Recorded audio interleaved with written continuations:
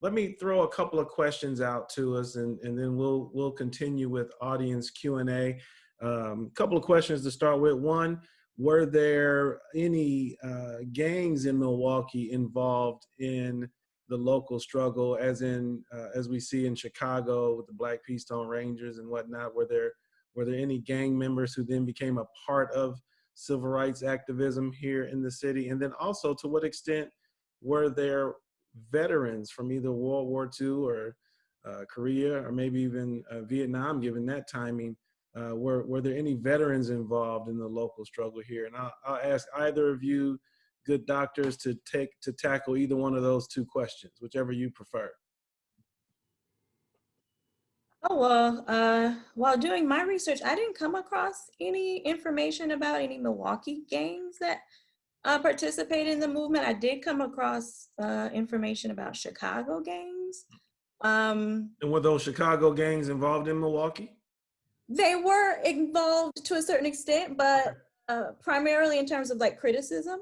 Right? The Blackstone Rangers were, had politicized themselves and were, getting involved in the movement. And so they will often come up to Milwaukee. But, in my research, I saw it as like they were coming to criticize them, not really to support the movement, but to say, what are you guys doing? You need to get more radical. You need to get more, embrace violence a little bit more. They received a lot of criticism for having a white advisor, Father Grappi. But what was even more inspiring was that, the youth council really held their own. They supported their movement. They were proud of their movement. They would tell them, no, we're not going to get violent. We are going to continue to have an integrated movement. So they really called the shots in their movement. They were not intimidated of those Chicago gangs at all. And so that's all I came across in my research. Maybe Drake has a different. Yeah, I would just add that. So the commandos, when they first started to organize the commandos, a number of the original and early commandos were involved in kind of, gang might be too much of a word for some, but in kind of collections of young men who hung out together. Some of them, like Prentice McKinney, had a reputation. He got in fights a lot. He was in a kind of circle of people. And his nickname was Quick Fists because he got in a lot of fights and things like that. It was Quick Fist. Quick Fist, the Retouchables. His crew were named the Retouchables. Yeah. So that's a gang. I mean, it's a posse of young guys who are hanging out together, and then there were some that were in weightlifting groups. They would get together and, like, in their driveway and garage and stuff, they would lift weights. And so there were circles of young men who were kind of hanging out together in the streets, doing different things that Father Grappi and the Youth Council purposefully set out to connect with and to try to shepherd into the movement some of that energy and frustration. And then they got some challenge from other gangs and other Black Power groups from other places, and they consistently stood forth, as Dr. Metcalf said, in the face of those criticisms and articulated, what they were doing. And then veterans, the young man who came to the Youth Council and commandos initially with the issue of housing was a veteran, a Vietnam veteran who had come back and was trying to find housing in the city and couldn't, was facing discrimination. And that really was a powerful, particular example of the pervasive practice of housing discrimination against African Americans. And it had the extra punch, I think, of the fact that this was a young guy who had gone to Vietnam, had served, and had come back and wanted to kind of resume, quote unquote, the American dream kind of life, get a house, start a family, etc., and was having trouble doing that. And that animated Father Grappi and the Youth Council and Commandos to really focus on the issue of housing. And so that was an important part of it. And there are folks, I'm pretty sure, like Joe McLean, he's an older commando that, and I'd have to check it on that, but I think he was a vet. Um, so there are folks, and then lots of people's parents and grandparents in the Black community had participated in Korea and World War II, and Right. Service was really key. That was key in Vel Phillips' story with her husband Dale, and coming back and not being able to, they faced housing discrimination both at UW Madison and in Milwaukee, and from other vets too, and so. That generation who had served kind of in the previous wave of service was really important to civil rights activism and to a consciousness of being willing to challenge the urban northern system of white supremacy. Yeah, it's all there. All the threads are right here in the city. It's really powerful. But we need to back up a little bit. We've got a couple of questions from our attendees that I think are important for setting context. One, let's just talk about what we mean by open housing. And then in the process of talking about that, if you all can give us just a little bit of the demographic information to help us understand the emergence of the African-American community and communities here in Milwaukee post-World War II. Can you give us some sense of how the population begins to explode in the 1950s and 60s here? And then also just give us some talking points, some precision around what we mean by open housing, which, as we talk about it, we kind of know, but folks might need just something to work with there. So give us a little bit of the context, post-World War II, Black community growth, and then what we mean by open housing. So from my research, there was a small stream of African Americans migrating to the city during World War I and the post-World War I era, but those African Americans tended to be, I would say, I guess maybe among the elite, the Black elite.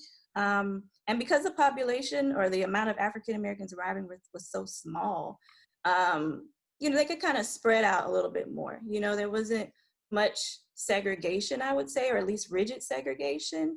But World War II came and a lot of industry in Milwaukee opened up to African Americans, particularly after FDR signed on executive order. I can't remember the number, but the one that, would punish different industries for discriminating against people of color in terms of employment. So once that happens, you kind of have, that Great Migration begins to intensify. We have more African Americans migrating to the north. Many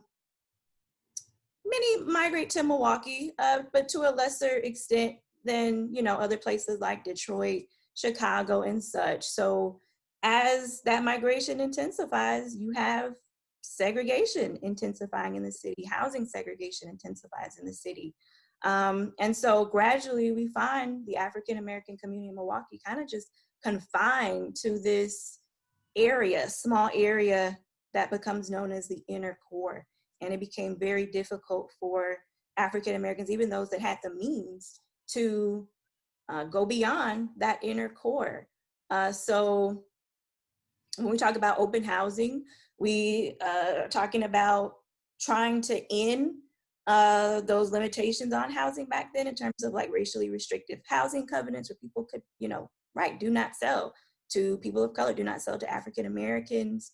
There were also, discriminatory federal housing policies as well. And so, back then during the 1960s, you would have actually landlords would say to them if they would try to rent a house or apartment or somewhere outside of the inner core area because it was just too overcrowded, a landlord might say, hey, I can't rent to you. I can't rent to your kind. What would the neighbors think?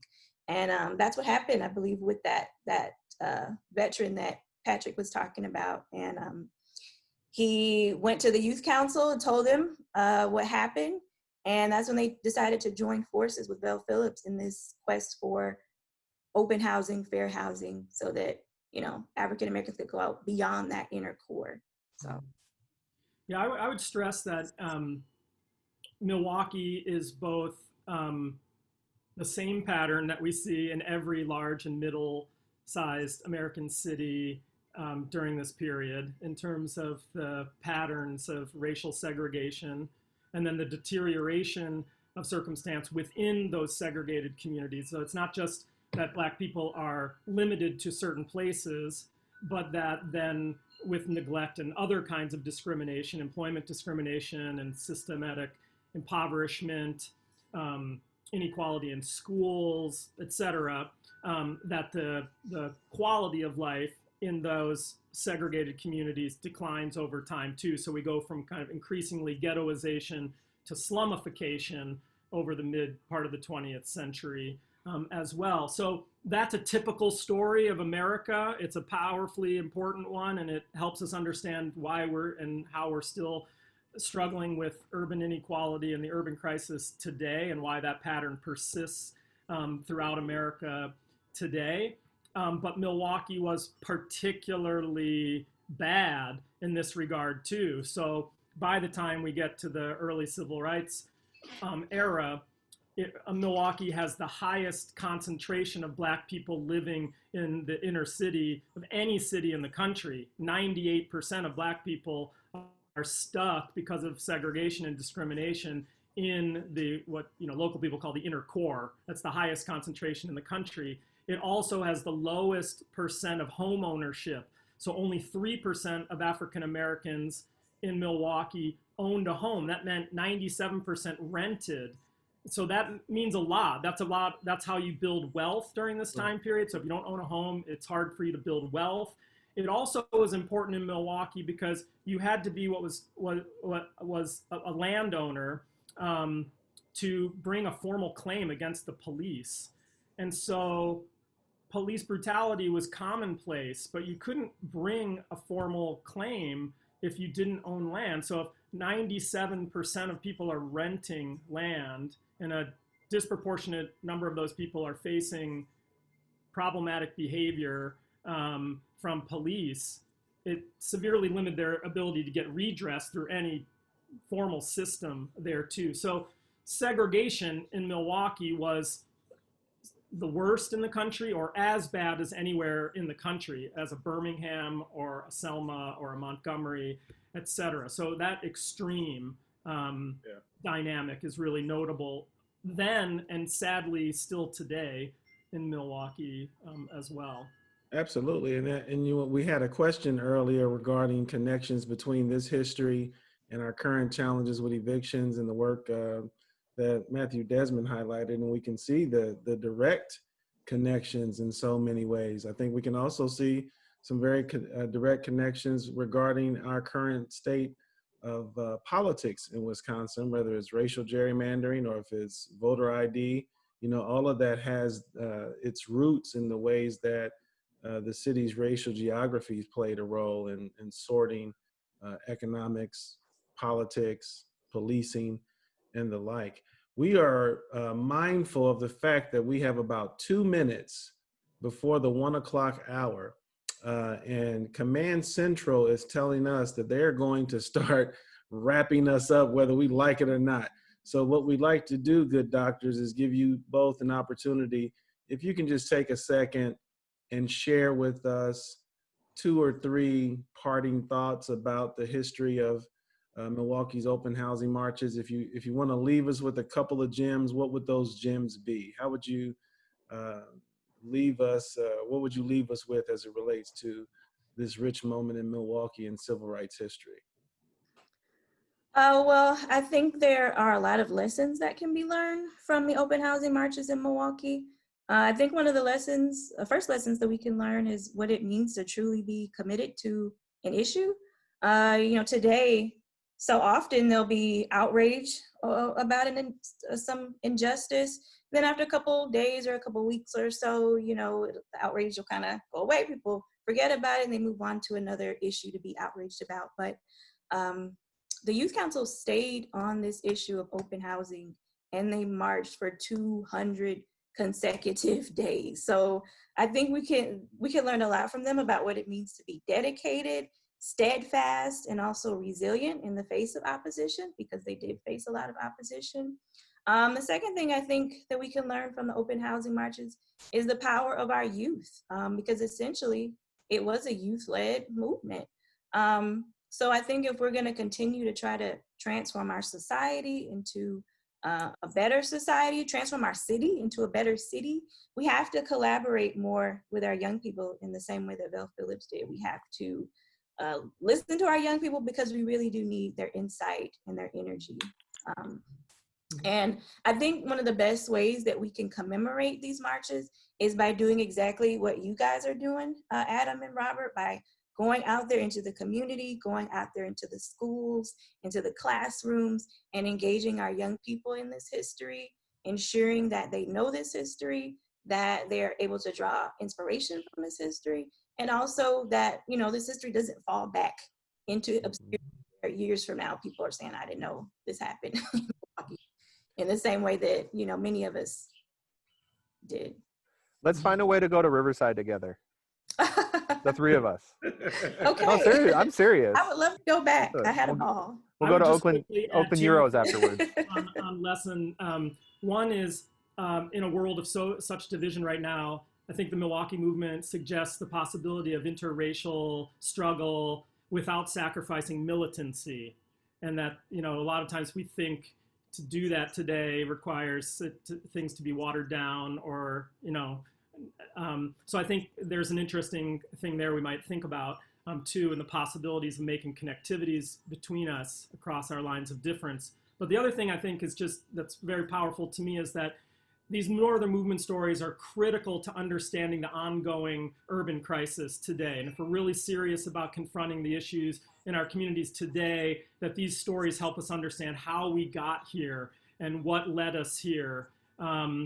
And the long history of struggle, but also the long history and persistence of white supremacy and white resistance, not only in the most, you know, jaw-dropping forms that we see in this, but in the like everyday forms that city councils and mayor's offices and school boards and everyday people acted, whether it's moving to a different community, using their levers of power in the economy or in politics or in religious life, et cetera, to reaffirm and maintain and expand, sometimes very consciously, sometimes not so consciously, because these are the grooves that they'd been acculturated to. But again, if we want to overcome those things, I think we really need to think deeply about them and understand how they've become reality and manifest over so long. And this history can really begin to open that up for us. It's also why we don't do it, because this requires a reckoning that most of us are not willing to have. So that's the answer why we don't tell Northern stories, because they're very hard. In a way that the triumphalist Southern narrative is not. Well, folks, we're going to wrap up our Facebook live stream. Good doctors, Erica Metcalf, Patrick Jones, thank you so very much. If you can hold on, we are going to do some more Q&A backstage, if you will, as we start our live stream and have the participants, our attendees, pose a few more questions just for a few minutes, if you can sit tight. Thank you very much. Great job, Adam. Great job, Keisha and Command Central. Thank you, Kristen and Heather. We're going to stop our live stream now, and we're going to continue to chat just a little bit. So if you folks can hold on for a second, we'll get right into that. Thank you very much, folks.